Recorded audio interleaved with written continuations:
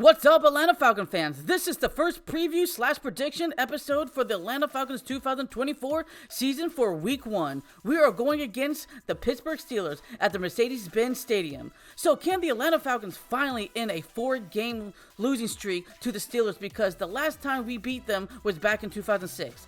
If you guys like this type of content, hit that like button. If you guys hate this type of content, hit that dislike button. It will hurt your boy's feelings. Well, maybe just a little bit. But if you want to do a huge favor for your boy, by hitting that subscribe button, it will help out the empire grow. So on that note, let's stop dilly-dallying and let's just dive into the video. Every NFL fan knows the Pittsburgh Steelers history. The rich, legit, golden era of history. We all know the Steel Curtains, era through the early 1970s through the early 1980s. We all know, Joe Green, Terry Bradshaw, they're legends in the NFL world. And we also know that Mike Tomlin, the head coach for the Pittsburgh Steelers, had not had a losing record or season for the Pittsburgh Steelers since 2003.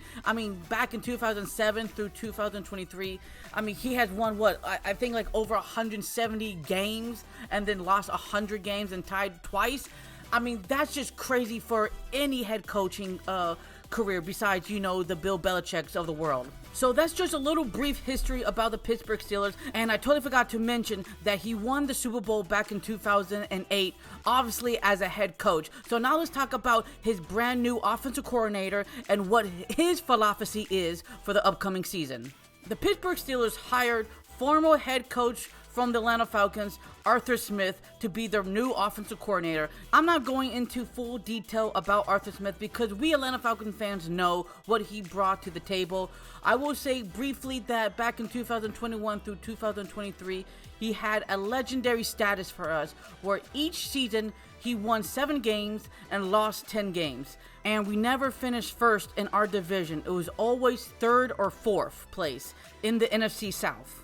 That being said, he is going to bring something new to the Pittsburgh Steelers, where Arthur Smith is going to bring his second-generation West Coast style to Pittsburgh. Now, obviously, we know he likes to use the outside run scheme. That's his most famous when he was with the Tennessee Titans. He's going to have a lot of heavy formation. So what do I mean by that? Mostly 2 tight end set, aka 12 personnel, 2 tight ends, 2 wide receivers, and 1 running back that are on the field. And obviously he loves to use condensed formation, meaning they're all kind of grouped together near the ball, where you see the 2 tight ends next to the left tackle or the right tackle, and then you have the 2 wide receivers. Instead of going outside, they're inside of the formation. That pretty much means there's not a lot of spreading out of this offense. Doesn't happen all the time, but that's majority of how he likes to set up in the run scheme and the play action scheme, and he likes to use a lot of mesh concepts as well.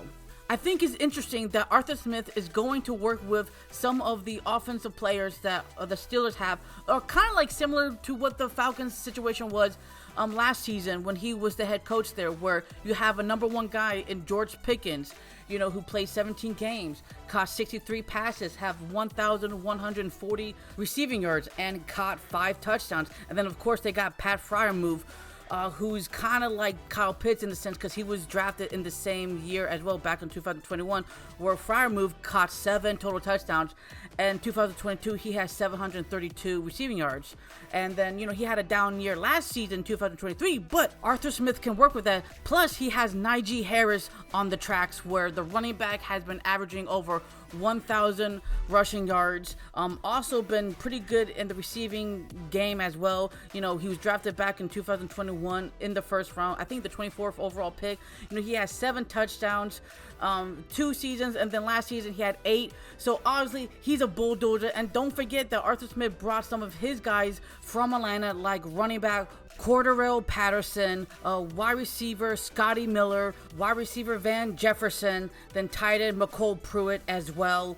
And now if we take a closer look what the Steelers did when it comes to the offensive side of the ball last year, in the passing game, they were ranked number 20 with 3,421 total passing yards. And when it comes to quarterback touchdown passes thrown, they were ranked number 31st. That was 13 total touchdowns. So if we compare that to the Atlanta Falcons last season as well, they were ranked number 22 when it comes to total passing yards in the air with 3,775 total passing yards. And then when it comes to quarterback touchdowns thrown in the air, they were ranked number 26, 17th total. Of course, we gotta know about the run game as well. When it comes to the Steelers, total rushing yards last year, they were ranked number 13th with 2,010 rushing yards. And then, of course, when it comes to the rush down touchdowns, they were ranked number 12 with 16 total. And then when it comes to the Falcons, they were ranked number 9 in total rushing yards with 2,159 total rushing yards. And when it comes to the touchdowns, they were ranked number 15 with 14 rushing touchdowns on the ground. This is not a big secret that the Pittsburgh Steelers are trying to find their franchise quarterback because Kenny Pickett, Mason Rudolph, and Trubisky are not the guy for them at the helm. So that's why they got Russell Wilson, and they also traded for quarterback Justin Fields from the Chicago Bears to try to be their franchise quarterback right now as we speak. There are plenty of great detail, long hours worth of content films on these two quarterback situation on the rise and fall. Russell Wilson, star in Seattle, Super Bowl winner for Seattle, and then going to Denver and then falling off the map. And then, of course, you got, Justin Fields, the mobile quarterback that has a slinger for an arm, but very inaccurate with his passes. Now, both of these two quarterbacks are trying to redeem themselves for the Pittsburgh Steelers. All I can say is, if we take these two quarterbacks serious, we can win this game. If we don't take them serious, we can easily lose this game. So now let's talk about the defense side of the ball. Statistically, they're not the same defense like a couple of years ago, where they do get shredded in the air and they do sometimes get shredded in the run game. But still, they're a nasty defense. Let's not kid ourselves. They could definitely knock your head off if they really want to. Of course, TJ Watt is the guy that I'm still pissed that the Atlanta Falcons didn't take him when he was there for the opportunity. Instead, we got Takk McKinley, but I'm still going to be pissed until the day I die about that situation. But we have to make sure where's TJ Watt at all time on the field, because last season he ranked number 1 in total sacks with 19. He ranked number 14 in total quarterback pressures with 53, and he ranked number 4 in total tackle for losses with 19. So that's something we have to worry about. Since being drafted by the Pittsburgh Steelers in 2017, he has balled out like crazy. He has 96.5 sacks. He has 27 forced fumbles. He has 7 interceptions. And let's not forget, they just signed Patrick Queen to a 3-year contract from the Baltimore Ravens. And Queen is a tackling machine that he can easily get over 100 plus tackles every season. He can easily give you more than 5 sacks per season. He definitely gives you forced fumbles on a daily, and he can also intercept the ball as well. So this is going to be a scary linebacker duo for sure. So now let's talk about the Atlanta Falcons side of the ball. So when it comes to the coaching staff for the Atlanta Falcons, I'm really excited to see what our brand new head coach and Raheem Morris can do for the Atlanta Falcons. Obviously, we know it by now that he was the head coach for the Tampa Bay Buccaneers in 2009 through 2011. And after his tenure as a head coach, he got to work with the Redskins and with the Atlanta Falcons. But in 2021, the Los Angeles Rams hired him as a new defensive coordinator under Sean McVay, replacing Brandon Staley, who left to become the new head coach for the Los Angeles Chargers.